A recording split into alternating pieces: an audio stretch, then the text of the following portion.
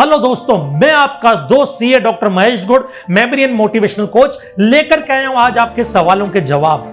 Last live session में मैंने आपको बोला था कि आपके जो भी सवाल है आप मुझसे पूछ सकते हैं, मैं आपको उसका वीडियो बना करके ये आपको सेशन में आकर के मैं बताऊंगा कि उनके जवाब क्या होते हैं। काफी सारे लोगों ने मुझे सवाल भेजे हैं, जिनमें से सर स्ट्रेस को कम कैसे करें, ओवर थिंकिंग से ओवरकम कैसे हो, या ओवर थिंकिंग को कैसे इग्नोर करना सीखें, या उसके अलावा मेडिटेशन कैसे करना चाहिए, या फोकस कैसे करें किसी भी चीज पे, अपने पैशन को फॉलो कैसे करें, श्लोक को कैसे याद रखें, फॉर्मूलाज कैसे याद रखें, बोरिंग सब्जेक्ट को इंटरेस्टिंग बना करके कैसे पढ़े। यूं करते करते काफी सारी एक लंबी सी लिस्ट है हमारे पास में, जिन सब सवालों के जवाब मैं आपको दूंगा।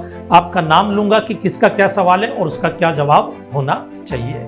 हाँ, एक और बात मैं आपको यहाँ पे बताना चाहता हूँ। काफी सारे लोग मुझे बोल रहे सर आपका लाइव सेशन नेक्स्ट कब होने वाला है। हमारा नेक्स्ट लाइव सेशन 18 अगस्त के बाद में होगा, क्योंकि मैंने आपको बताया था कि मैं बीच में अभी 18 अगस्त तक मुंबई में नहीं रहूंगा, बट हाँ हमारे वीडियोस रेगुलर बेसिस पे अपलोड होते रहेंगे, उनका बेनिफिट आपको मिलता रहेगा। नई नई टेक्निक्स मैं आपको रेगुलर बेसिस पे देता रहूंगा, बट लाइव सेशन जो है हम 18 अगस्त के बाद में करेंगे।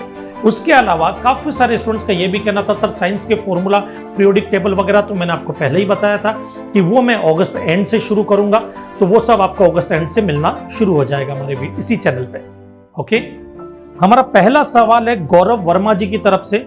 उनका सवाल ये कि सर हम हमारे पैशन को कैसे फाइंड आउट करें।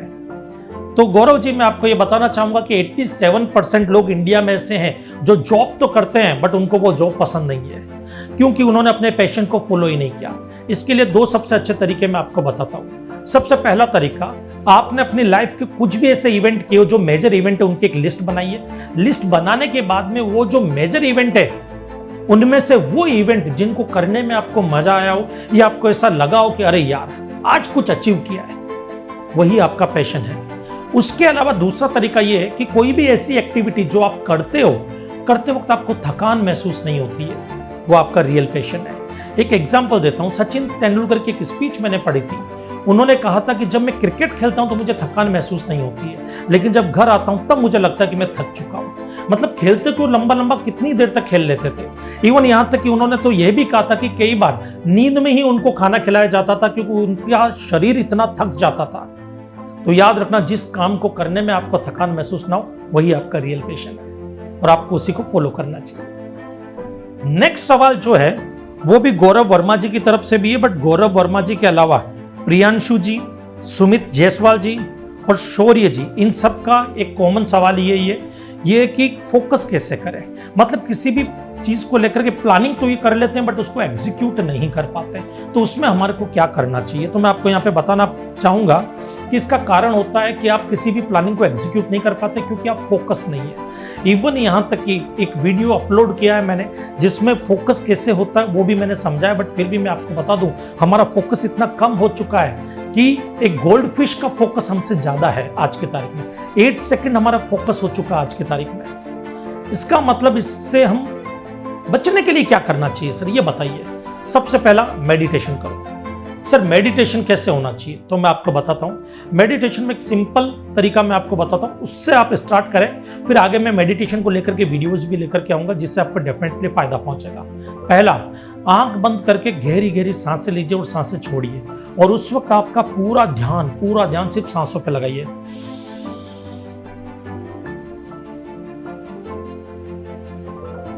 आपका पूरा ध्यान सांसों पे होना चाहिए।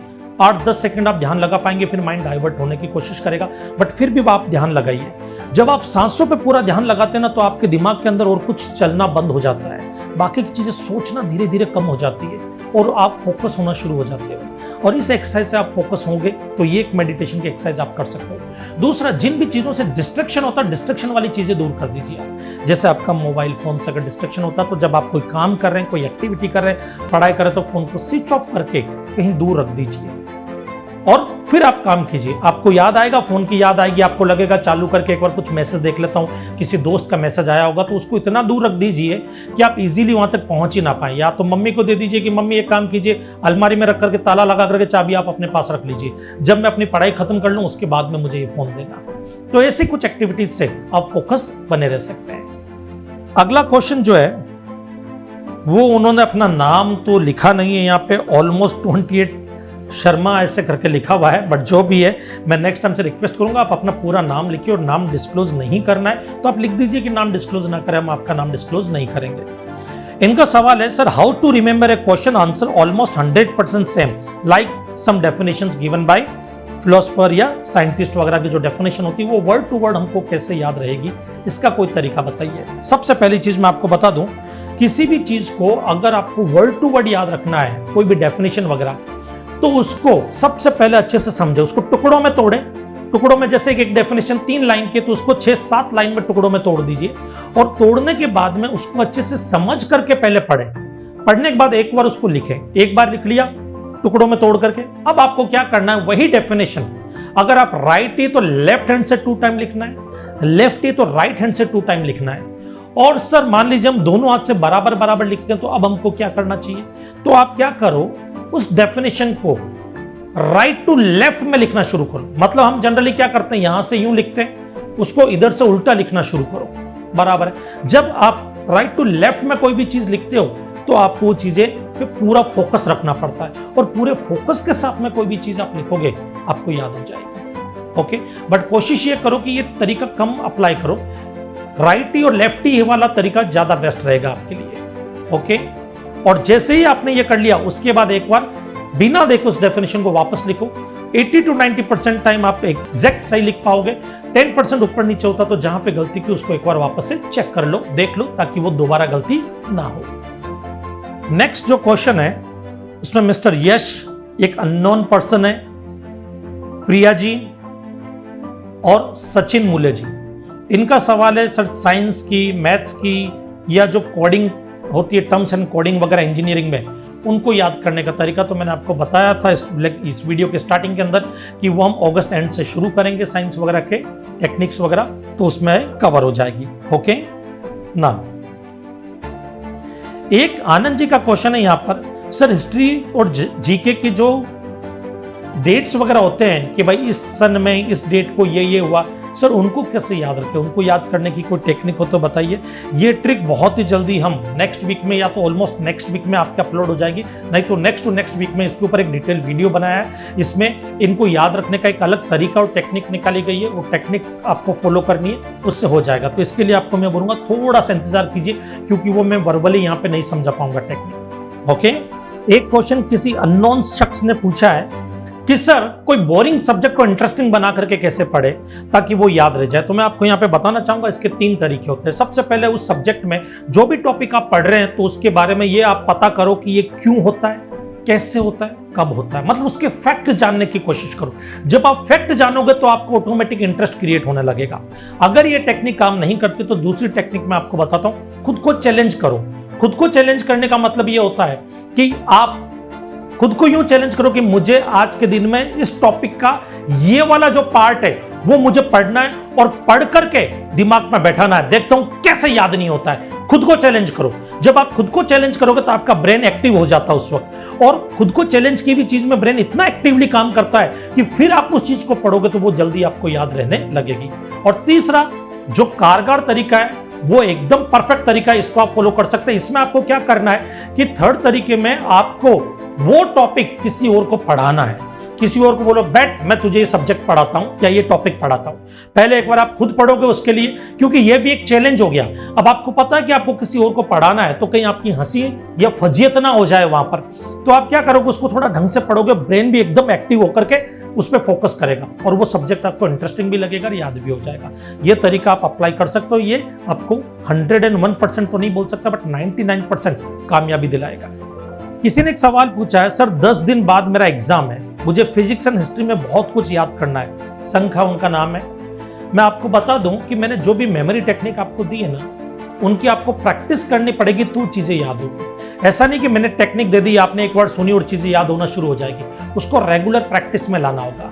आपको मालूम है द्रोणाचार्य ने तीरंदाजी तो सबको सिखाई थी, कौरवों को भी सिखाई थी, पांडवों को भी सिखाई थी, बट सबसे बढ़िया धनुर्धारी अर्जुन कहलाया।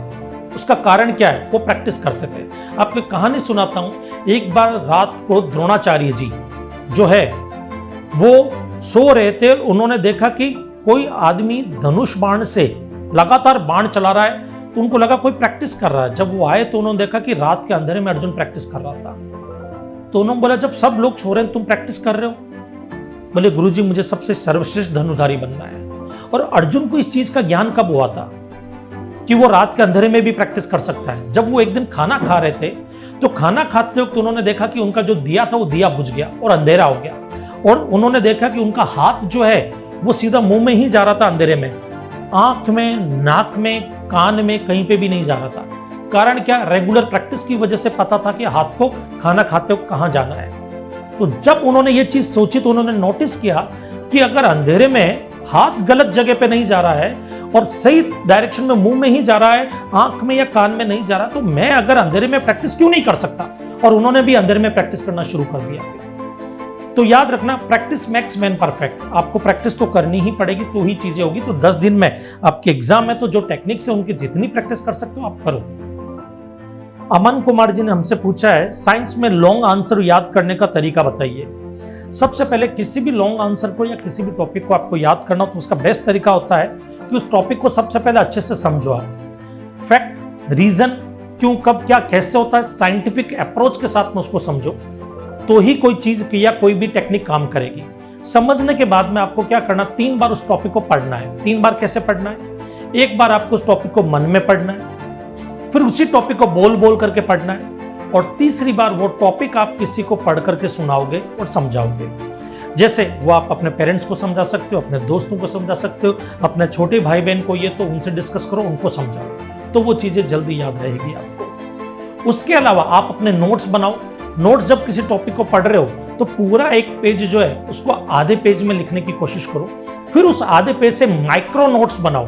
माइक्रो नोट्स में क्या करोगे, आधे पेज को 2 से 3 लाइन में शॉर्ट में आपको एरो करके एक्सप्लेन करना है, जो ऑलरेडी मैंने अपने लॉन्ग आंसर कैसे याद करते इस वीडियो में समझाया भी था आपको, जिसमें मैंने दांडी यात्रा गांधी जी का जो एक केस है वो हमने डिस्कस किया था और उसको हमने याद किया था। उस तरह के आप नोट्स बनाओ और उसके बाद में बिना देखे उस आंसर को वापस, वो जो की पॉइंट आपने बनाए जो शॉर्ट में माइक्रो नोट्स हैं या जो नोट्स हैं उनको एक बार लिखो। लिखते वक्त अगर आप 3 से ज्यादा गलतियां कर रहे हो तो एक बार वापस से उसको पढ़ो, फिर वापस से लिखो, आपको चीजें याद हो जाएगी। अगला सवाल है अंकेश निंबलकर जी का, how to memorise this subject maths, reasoning, English, general awareness for the preparation of banking exam like IBPS exams वगैरह, and how to solve question faster in such short amount of time. इसके लिए मैंने आपको अलग अलग techniques दे रखी है। वो टेक्निक्स जो है आप फॉलो कीजिए, जैसे मेमोरी पैलेस टेक्निक है, एसोसिएशन टेक्निक है, और हर चीज़ की एक अलग टेक्निक होती है। उन टेक्निक्स को आप उनके वीडियोस देखो, आपको उनसे काफ़ी हेल्प मिलेगी। अगला सवाल है आदित्य जी का, how can full concentration while studying, पढ़ाई के दौरान हम कॉन्सेंट्रेशन कैसे रख सकते हैं? आदित्य जी, सबसे पहली चीज़, जो भी आपका टारगेट या गोल है उसकी अहमियत को आप समझो। जब उसकी अहमियत आपको समझ में आ जाएगी तो आप उसको पाने के लिए किसी भी हद तक चले जाओगे। जैसे एक छोटा सा एग्जांपल मैं आपको देता हूँ। मान लीजिए कि आपकी पूरी फैमिली दांव पे लगी हुई है, आपको कोई एक टॉपिक पढ़ना है, एक सब्जेक्ट पढ़ना है, या एक सब्जेक्ट का कोई भी एक चैप्टर पढ़ना है। अब आप यहाँ पे ये इमेजिन कीजिए कि आपकी पूरी फैमिली जो है वो दाव पे लगी हुई है। अगर आपने आज के दिन में वो चैप्टर खत्म नहीं किया तो फैमिली आपको हमेशा के लिए छोड़ करके चली जाएगी। ये पिक्चर जब आप इमेजिन करोगे अपने दिमाग के अंदर तो आपके दिमाग के अंदर एक पागलपन सा सवार हो जाएगा। आपके दिल और दिमाग में यूं टारगेट सेट हो जाएगा, नहीं मुझे अब हर हाल में ये करना है क्योंकि फैमिली का सवाल है। अब यहां पर आपने अपनी फैमिली को अहमियत दी, और जब फैमिली को अहमियत दी तो आप उस चीज के लिए किसी भी हद तक चले जाओगे। एक छोटी सी कहानी मैं आपको सुनाता हूँ। एक बार एक ट्रेन का ड्राइवर ट्रेन चला रहा था। उसने देखा कि ट्रैक पर आगे कुछ लोग बैठ करके खाना खा रहे हैं। जो मजदूर लोग थे, ट्रैक की साफ सफाई कर रहे थे, वो बैठ करके खाना खा रहे थे और ट्रेन उसी ट्रैक पे जा रही थी। और मान लेते हैं कि ट्रेन के ड्राइवर के पास में एक अथॉरिटी है और ट्रेन में एक ऐसा सिस्टम है कि वो पटरी ऑटोमेटिक चेंज कर सकता है, दूसरे ट्रैक पे डाल सकता है। मान लेते हैं कि ऐसा एक सिस्टम है। ओके, अब उस ड्राइवर से पूछा गया कि दूसरे ट्रैक पर एक ही शख्स खड़ा है और सामने वाले ट्रैक पर जिस पर ट्रेन जा रही है ऑलरेडी उस पर 5-7 लोग खड़े हैं, तो आप किसको मारोगे? कौन है जो कुचला जाएगा? तो उसने बोला ऑब्वियसली जो एक है उसी की तरफ। तब यहां पर उस एक की तरफ वो ले जाएगा ताकि वो 5 या 7 लोगों की जान बचा सके। जब उस ड्राइवर से ये पूछा गया कि मान लीजिए वो जो एक शख्स है वो आपका बेटा या आपके पिताजी है, तो आप क्या करोगे? तब उसने बोला कि वो 5 या 7 लोग हैं, मैं उसी ट्रैक पे ट्रेन को चलने दूंगा। क्यों? क्योंकि उस शख्स को या उस ड्राइवर को उनकी अहमियत समझ में आई कि वो इंसान मेरे लिए बहुत इंपॉर्टेंट है, उसकी अहमियत है। जब किसी चीज की अहमियत समझोगे ना, आप अपने टारगेट की अहमियत समझोगे, आप अपने विजन की अहमियत समझोगे, जब आप अपने मोटिव को समझोगे कि मुझे ये चीज पानी है और क्यों पानी है और किसके लिए पानी है, तब आपका कंसंट्रेशन ऑटोमेटिक बढ़ जाएगा। दूसरा, आप कंसंट्रेशन पावर बढ़ाने के लिए मेडिटेशन कर सकते हैं, जिसके बारे में ऑलरेडी वीडियो की स्टार्टिंग में मैंने आपको बताया है। अगला क्वेश्चन है स्नेहा जी का। उनका ये पूछना है कि सर मान लीजिए हमको कोई लैंग्वेज सीखनी है, जैसे जापानीज लैंग्वेज वगैरह हमारे को सीखनी है, तो उस टाइम पर हम कैसे उस लैंग्वेज को सीख सकते हैं या याद रख सकते हैं। तो मैं आपको एक चीज बता दूं स्नेहा जी, हिंदी, इंग्लिश या जो भी लैंग्वेज आप बोलते हैं, क्या आपने कभी उसको सीखा था? एक सबसे बड़ी प्रॉब्लम है कि इंग्लिश सीखने के लिए भी हम इंग्लिश स्पीकिंग कोर्स ज्वाइन करते हैं, वहां पे जाते कि शायद इंग्लिश हमको सीखने को मिल जाएगी। वहां पे हमको टेंसेस सिखाए जाते हैं, past tense, future tense, present tense, then कैसे सेंटेंस फॉर्म जो है फॉर्म करने चाहिए, उन सब के बारे में बताया जाता है। एक बात बताइए कि जब हम पैदा हुए थे उसके बाद में जब हमने हिंदी या घर में जो भी लैंग्वेज बोली जाती है, उसके लिए हमने क्या पहले ये सीखा था कि इसकी व्याकरण हम पहले सीखें, ग्रामर पहले सीखें, कौन सा टेंस पहले लगना चाहिए, कौन सा टेंस बाद में लगना चाहिए, वो सीखें। फिर बोलते वक्त हम सोचते हैं, सेंटेंस फ्रेम करते हैं, उसके बाद में बोलते हैं, ऐसा होता है? कभी नहीं। लैंग्वेज एक ऐसी चीज है, जब आप रेगुलर बेसिस पे उसको यूज करेंगे, बोलेंगे, पहले गलत बोलेंगे, शायद समझने में दिक्कत भी आएगी, सामने वाले को समझाने में दिक्कत आएगी, बट फिर भी रेगुलर बोलो उसको, बार बार बोलोगे, ऑटोमेटिक उस लैंग्वेज पे आपकी पकड़ मजबूत होती चली जाएगी। आपने देखा होगा जब बच्चा छोटा होता है तो उसको हिंदी इंग्लिश कुछ भी नहीं आता है। पापा बोलते हैं मम्मी को कि चाय लेकर के आना, तो बच्चा ये नोटिस करता है कि बार बार ये वर्ड बोला जाता, चाय लेकर के आना, तो मम्मी किचन में जाती और कप में कुछ लेकर के आती है, और यहीं से वो सीखता कि अच्छा इस एक्टिविटी को चाय लाना बोलते हैं, और वो चीज उसके दिमाग में बैठती है।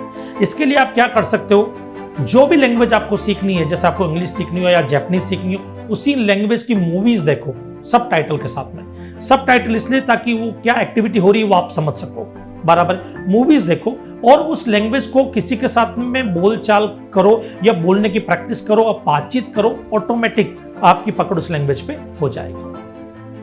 अगला सवाल है आलोक जी का। Sir my query is how to overcome my over thinking.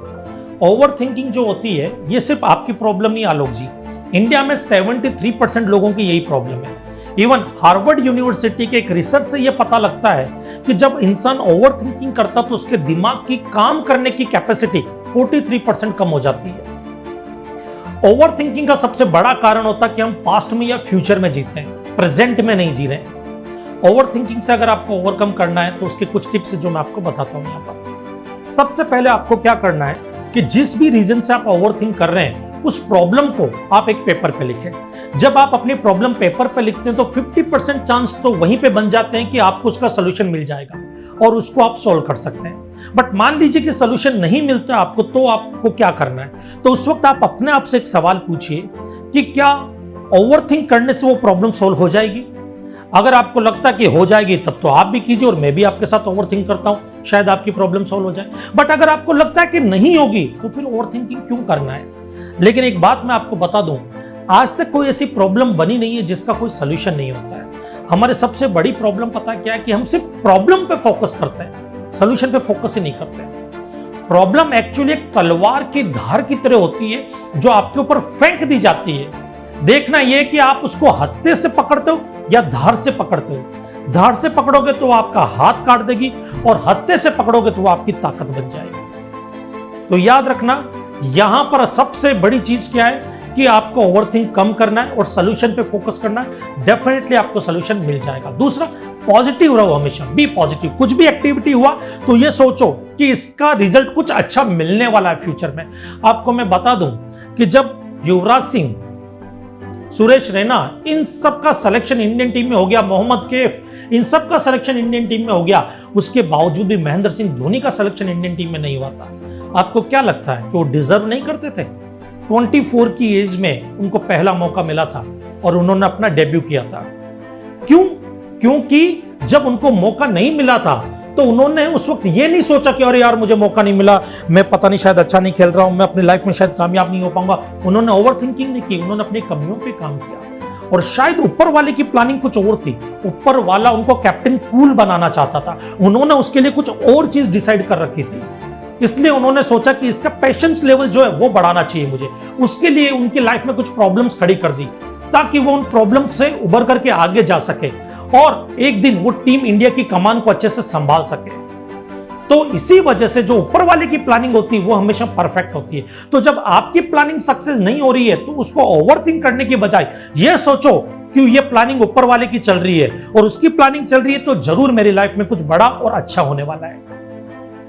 एक क्वेश्चन है हरिओम गुप्ता जी का, सर बिजनेस लॉ को कैसे याद करें for CA foundation theory questions. CA foundation के हैं हरिओम गुप्ता जी, तो मैं आपको बताना चाहूंगा इसके लिए आप एसोसिएशन टेक्निक काम में ले सकते हैं, मेमोरी पैलेस टेक्निक काम में ले सकते हैं जिनकी वीडियोस ऑलरेडी अपलोडेड है हमारे यूट्यूब चैनल पे। उसके अलावा सेक्शन याद करने के लिए भी एक छोटा सा शॉर्ट हमने बनाया है, बट उसके अलावा सितंबर एंड में सेक्शन याद करने की एक टेक्निक भी मैं आपको बताऊंगा। जो टेक्निक से मैं आपको बुक विद पेज नंबर कैसे याद होती है वो बताऊंगा, उसी के साथ में सेक्शन याद करने के लिए भी वो टेक्निक यूज की जा सकती है। ओके, तो आपको टेंशन और पैनिक होने की जरूरत नहीं है। डेफिनेटली आप जो है सब्जेक्ट को अच्छे से याद कर पाएंगे, बट याद रखना फिर से आपको पहले उस सब्जेक्ट को अच्छे से कॉन्सेप्ट समझना होगा। ये लॉ है, लॉ के लिए आपको 3 चीजें पता होनी चाहिए, क्यों होता है, कब होता है और कैसे होता है। अगला प्रश्न है महाप्रभु सेवादास जी का। इनका कहना है कि सर भगवत गीता के जो श्लोक होते हैं या किसी भी ग्रंथ के कोई श्लोक होते हैं वो हम कैसे याद रख सकते हैं। भगवत गीता के लिए मैं आपको बताऊंगा, भगवत गीता की अलग अलग बुक्स आती है, तो Bhagavad Gita as it is एक बुक आती है, आपको वही पढ़नी है, वही गीता पढ़नी है। उसमें अच्छे से मीनिंग को भी एक्सप्लेन किया हुआ है। तो जब कभी भी आपको कोई श्लोक याद करना हो तो सबसे पहला तरीका आप उस श्लोक को एक डायरी में लिखें अपने, और हो सके तो डायरी छोटी डायरी हो जो आप रेगुलर कैरी कर सके, अपनी पॉकेट में रख सके तो बहुत ही बढ़िया होगा। डायरी में उस श्लोक को लिखें। श्लोक अगर 2 लाइन में तो आपको श्लोक को जो है 4 लाइन में लिखना है। मतलब पहली जो 1 लाइन है उसको 2 लाइनों में लिखना है आपको, तोड़ तोड़ करके, मतलब तो उसको 4 लाइन में आपको श्लोक को लिखना है। लिखने के बाद में आपको हर एक लाइन को 4-4 बार संगीत में धुन में दोहराना है। संगीत में धुन में दोहराने का मतलब कि नॉर्मल पढ़ने की बजाय उसको गाते हुए पढ़ना है। जैसे एक छोटा सा एग्जांपल मैं देता हूं, गायत्री मंत्र जैसे कि हमने देखा है कि ओम भूर्भुवः स्वः तत्सवितुर्वरेण्यं भर्गो देवस्य धीमहि धियो यो न प्रचोदयात्। अब जैसे ये है तो इसको हम संगीत में बना सकते हैं। ओम भूर्भुवः स्वः तत्सवितुर्वरेण्यं भर्गो देवस्य धीमहि धियो यो न प्रचोदयात्। अब ये जो है ये संगीत में होता है, बराबर है। अगर मेरे कोई त्रुटि रह गई हो इस गायत्री मंत्र को गाने में तो उसके लिए मैं क्षमा चाहता हूं पहले से ही। तो ये जो संगीत में वैसे बनाओ, तो आपको क्या करना, जो भी श्लोक आपको याद रखना है उसको पहले एक डायरी में लिखना है। 2 लाइन है तो उसको 4 लाइन में लिखना है। उसके बाद हर एक लाइन को 4-4 बार संगीत में धुन में गाना है। संगीत में धुन में गाना है हर एक लाइन को 4-4 बार। उसके बाद 2-2 लाइन को 2-2 बार संगीत में धुन में गाना है। उसके बाद में पूरा श्लोक 3 बार संगीत में धुन में गाना है। उसके बाद आपको क्या करना है कि वो श्लोक दिन में कम से कम 3 बार 3 लोगों को सुनाओ, यूं बातों बातों में। ले चलो आज मैं गीता का एक श्लोक पढ़ करके आया हूं, मैं तुमको ये श्लोक सुनाना चाहता हूं, और वो श्लोक सुनाओ। सुनाते वक्त हो सकता है कि आप कहीं भूल जाओगे, तो जो डायरी मैंने कहा ना आप अपने पास में कैरी कर सकते हो, उसमें लिखो। डायरी निकालो, उसको एक बार पढ़ो, फिर वापस से उसको बोलो कि हाँ जो भी लाइन आप भूल गए वो लाइन आपको वापस से क्लिक हो जाएगी। इससे आपको आगे लंबे टाइम तक या हो सकता है लाइफ टाइम तक वो श्लोक याद रहेगा। अगला सवाल जो है वो ईशान बाबू का है। इन्होंने 4 क्वेश्चन पूछे हैं जिनमें से ऑलमोस्ट बाकी सबके आंसर हम दे चुके हैं, बट एक क्वेश्चन बहुत ही बढ़िया है इनका कि I have a common problem of not being able to study for the long time, so can you give me some tips about that. हाँ, लंबे टाइम तक कंटिन्यू कैसे पढ़ सकते हैं उसके बारे में सुनिए। सबसे पहले तो आप भरपूर नींद ले। भरपूर नींद का मतलब ये नहीं कि 12-15 घंटे सो रहे हैं, 6-7 घंटे कम से कम आपकी बॉडी को रेस्ट चाहिए। और नींद लेने के बाद में, जैसे रात को आप 12 बजे सोए, सुबह 6-7 बजे जागे, जागने के बाद में हाथ मुंह धोकर के फ्रेश होकर के सबसे पहले पढ़ाई करने बैठे, क्योंकि जब नींद से उठ करके आप पढ़ते तो आपका कंसंट्रेशन ज्यादा अच्छा रहता है उस टाइम पर। ओके, साथ में भरपूर पानी पिए और पढ़ते वक्त कुछ चीजों को ध्यान में रखें। आपको बिस्तर पर लेट करके नहीं पढ़ना है या बिस्तर पर बैठ करके नहीं पढ़ना है। क्योंकि अगर आप बिस्तर पर लेट करके पढ़ेंगे तो आप एक चीज नोटिस करना कि आपकी आंखें और आपका ब्रेन, दो ही चीजें आपकी बॉडी की एक्टिव है, बाकी सारी चीजें जो है रिलैक्स मोड में है, जिसकी वजह से आपको नींद आनी शुरू हो जाएगी और आपका ध्यान डाइवर्ट होना शुरू हो जाएगा। तो आपको पढ़ना कैसे, एक चेयर पे बैठना है, एक टेबल, उसके अलावा जो मटेरियल आपको पढ़ना खाली वही मटेरियल आपके टेबल पे होना चाहिए, उसके अलावा कुछ भी चीजें आपके टेबल पे नहीं होनी चाहिए, इवन यहां तक कि घड़ी हो सके तो आपके रूम में ही नहीं होनी चाहिए उस टाइम पर। क्यों? क्योंकि आप जब पढ़ोगे बार बार घड़ी की तरफ नजर जाएगी, आपको लगेगा यार आधा घंटा हो गया पढ़ते पढ़ते, 1 घंटा हो गया, तो आप डाइवर्ट हो गए। और फिर पढ़ाई पे फोकस करो और पढ़ो, आराम से आपकी पढ़ाई होगी। इसके अलावा आपको डिस्ट्रैक्ट करने वाली चीजों को दूर कर दो, अपना मोबाइल वगैरह, जैसे मैंने बताया था डिस्ट्रैक्शन के बारे में, उन सब चीजों को आप दूर कर दीजिए। भरपूर पानी पीजिए। पानी जब आप पीते हैं तो उससे भी आपकी बॉडी तरोताजा रहती है और आप कंसंट्रेट कर पाते हैं। अगर मान लीजिए पढ़ते पढ़ते आपको नींद आनी शुरू हो जाती है तो आपको क्या करना है, उस वक्त आप सबसे बेस्ट तरीका अपना सकते हैं वॉकिंग का, कि चलते चलते थोड़ी देर पढ़ लिया, 20 मिनट्स आपने चलते चलते पढ़ाई की, तो 20 मिनट आप चलते चलते पढ़ रहे हैं, उसके बाद वापस आप अपनी चेयर पे बैठ करके बुक टेबल पर रख करके फिर पढ़ रहे हैं। तो ये एक्टिविटीज आपको फॉलो करनी होगी, जिससे आप लंबे टाइम तक पढ़ सकते हैं। अगला सवाल जिनका है, उन्होंने अपना नाम डिस्क्लोज करने से मना किया है। ओके, वो नीट एस्पिरेंट है। वो है कि सर मैं जो भी पढ़ता हूँ वो भूल जाता हूँ बहुत जल्दी, बराबर, डिस्ट्रैक्ट बहुत जल्दी हो जाता हूँ। डिस्ट्रैक्शन से कैसे बचें? तो डिस्ट्रैक्शन से बचने के लिए मैंने तरीका आपको वीडियो के स्टार्टिंग में बताया है, आप वो तरीका फॉलो कर सकते हैं। और पढ़ाई के लिए जैसे कई मेमोरी टेक्निक्स वगैरह हमने डिस्कस की, इस वीडियो में भी मैंने बताया उनके बारे में, तो वो मेमोरी टेक्निक्स वगैरह जो है वो आप फॉलो कीजिए, आपको उसका बेनिफिट मिलेगा। ओके, और एक लास्ट क्वेश्चन है, वो है उत्कर्ष बाबू का, sir learn science terms and long answer, please tell me, it's urgent. Long answer कैसे याद रखते हैं, इसकी टेक्निक मैंने इस वीडियो में भी बताई है आपको ऑलरेडी, और उसके ऊपर एक संडे को, जो लास्ट संडे जो था, उसमें मैंने बाकायदा एक डिटेल वीडियो भी लिया है कि कैसे आप जो है लॉन्ग आंसर याद कर सकते हैं। तो उन टेक्निक्स को आप फॉलो कर सकते हैं, तो आपको डेफिनेटली बेनिफिट मिलेगा। और उसके अलावा जो साइंस के फॉर्मूलाज वगैरह, उनके लिए मैंने आपको जैसे पहले ही बोला कि अगस्त एंड से मैं उनके वीडियोज लाना शुरू करूंगा। तो दोस्तों ये कुछ सवाल थे आपके, जिनके जवाब मैंने यहाँ पे दिए हैं। आई होप कि आपको सेटिस्फेक्शन मिला हो। अगर सेटिस्फेक्शन मिला तो कमेंट में जरूर बताइए, और आपके और भी कोई सवाल अगर होते हैं तो आप मेरे इंस्टाग्राम पे, जिसका लिंक डिस्क्रिप्शन में आपको मिल जाएगा, वहां पे डीएम कर सकते हैं अपने सवालों को। उन सवालों के जवाब मैं आपको दूंगा। बट मैं अभी आपको फिर बता देता हूं, अभी मेरा लाइव सेशन जो होगा, या जो भी आपके सवालों के जवाब होंगे, वो हम 18 अगस्त के बाद में देंगे, क्योंकि अभी कुछ दिनों के लिए मैं बाहर जा रहा हूं, तो वहां पे शायद ये फैसिलिटीज ना मिल पाए मुझे कि मैं आपको ऑनलाइन आकर के उन सवालों के जवाब वगैरह दे सकूं। लेकिन मैं कोशिश करूंगा कि अगर मैं बीच में कहीं पे भी मुझे टाइम मिला, मौका मिला या फैसिलिटीज मिली बराबर, तो मैं वहीं पे शूट करके आपको उन सवालों के जवाब दूं। नहीं तो 18 अगस्त के बाद में डेफिनेटली मैं आपको सवालों के जवाब दूंगा। तो मिलते हैं हम हमारे नेक्स्ट सेशन में, नेक्स्ट ऐसे किसी वीडियो में। तब तक के लिए जय हिंद, जय भारत।